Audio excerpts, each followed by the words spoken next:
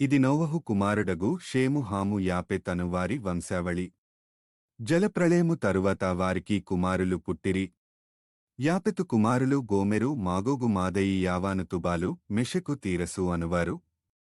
గోమెరు కుమారులు Ashkenaz Riphath తోగర్మా అనువారు. యావాను కుమారులు ఏలీషా తర్షీషు కిత్తీము Dodanim అనువారు. వీరి నుండి సముద్ర తీరమందుండిన జనములు వ్యాపించెను. వారివారి జాతుల ప్రకారము, వారివారి భాషల ప్రకారము, వారివారి వంశముల ప్రకారము ఆయా దేశములలో వారు వేరేపోయిరి. హాము కుమారులు కూషు మిస్రాయిము పూతు కనాను అనువారు. కూషు కుమారులు సెబా హవీలా సబ్తా రాయమా సప్తకా అనువారు. రాయమా కుమారులు షేబ దదాను అనువారు. కూషు నిమ్రోదును కనెను.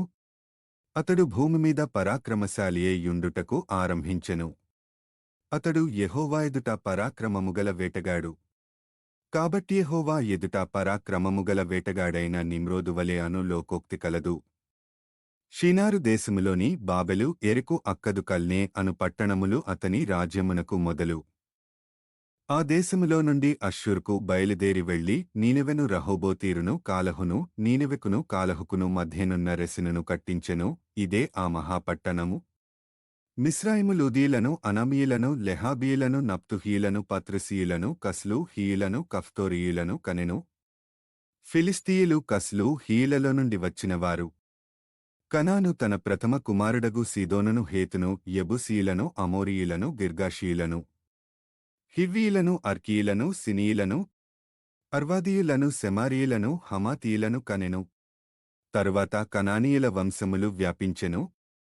కనానీయుల సరిహద్దు సీదోను నుండి గెరారుకు వెళ్ళు మార్గములో గాజా వరకును, సొదొమ గొమొరా అద్మా సెబోయిములకు వెళ్ళు మార్గములో లాషా వరకును ఉన్నది. వీరు తమతమ వంశముల ప్రకారము తమతమ భాషల ప్రకారము తమతమ దేశములను బట్టియు జాతులను బట్టియు హాము కుమారులు. మరియు ఏబెరు యొక్క కుమారులందరికీ పితరుడును పెద్దవాడైన యాపెతు సహోదరుడునగు షేముకు కూడా సంతానము పుట్టెను. షేము కుమారులు ఏలాము అష్షూరు అర్పక్షదు లూదు అరామను వారు. అరాము కుమారులు ఊజు హూలు గెతెరు మాషనువారు. అర్పక్షదు షేలహును కనెను. షేలహు ఏబెరును కనెను. ఏబెరుకు ఇద్దరు కుమారులు పుట్టిరి. వారిలో ఒకని పేరు పెలెగు. ఏలేనగా అతని దినములలో భూమి దేశములుగా విభాగింపబడెను. అతని సహోదరుని పేరు యొక్తాను.